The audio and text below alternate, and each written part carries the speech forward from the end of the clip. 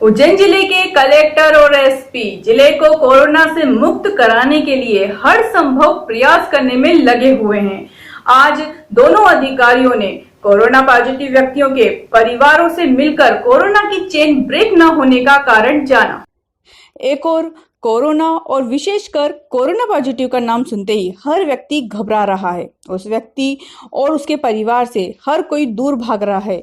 ऐसी स्थिति में उज्जैन जिले के कलेक्टर आशीष सिंह और SP Manoj Kumar Singh corona positive आए व्यक्तियों के घर पहुंचे और परिवार वालों से बात कर कोरोना संक्रमण फैलने के कारण जाने। कलेक्टर आशीष सिंह ने उज्जैन आज तक को बताया कि 2 दिनों में जितने पॉजिटिव केस आए हैं हम उनके घर पहुंचे हैं।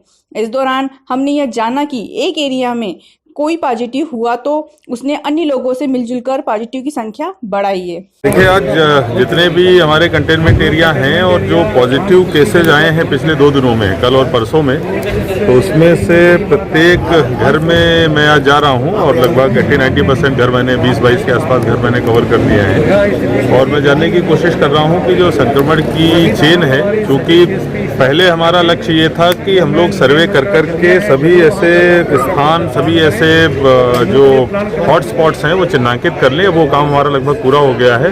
अब अगला हमारा उद्देश्य है कि ये जो हॉटस्पॉट और हमने चिन्हांकित किए हैं ये पूरी तरीके से वायरस यहीं पे कंटेन रहे, आगे ना बढ़े। तो किस तरीके से संक्रमण की चेन को रोकने के लिए अपने को आगे काम करना है, और ख़ास तौर पर अगर 31 तारीख के बाद अगर कर्फ्यू में कोई छूट देने का प्रावधान रहता है तो उसमें क्या क्या प्लानिंग करनी है, इसके लिए आज सभी पिछले 2 दिनों में बने हुए कंटेनमेंट एरियाज और पॉजिटिव आए हुए लोगों के परिवारों से मैं बातचीत कर रहा हूँ।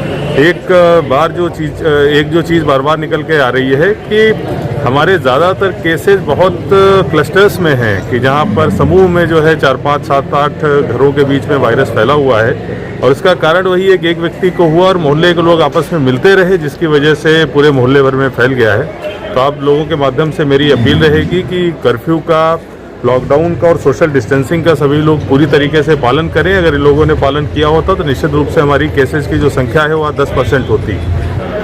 जनता को एक भरोसा भी दिलाना है कि पॉजिटिव मरीज कोई आता है तो उसे घबराना बिल्कुल नहीं है। और हम और कलेक्टर साहब कंटेनमेंट एरिया में पॉजिटिव मरीजों से बात करके यह जानना चाहते हैं कि आखिर इस बीमारी के फैलने का मूल कारण क्या है, ये संक्रमण कैसे फैल रहा है। तो 2-3 बातें महत्वपूर्ण आ रही है। एक तो लोग शुरू में सही बात बता नहीं रहे हैं, उस भ्रम से पूरी तरह से भय निकालना है और सही बात को सामने लाना है। दूसरी तरफ यह बात सामने आ रही है कि जो मोहल्ले की गलियां हैं, जो अंदर की सड़कें हैं, उस मोहल्ले में लोगों को निकलने की शिकायत प्राप्त हो रही थी। और जो पिछले 5-6 दिनों से हम लोगों ने लॉकडाउन को पूर्णतः सख्ती से पालन कराया है, कंप्लीट पालन कराया है, तो उसके चलते कुछ कंट्रोल भी हुआ है। लेकिन इन लोगों को खुद समझना चाहिए कि गलियों में, मोहल्लों में, अंदर सड़कों पे निकलना में बिल्कुल मनाही है। लॉकडाउन मतलब संपूर्ण शहर लॉकडाउन, संपूर्ण जिला लॉकडाउन।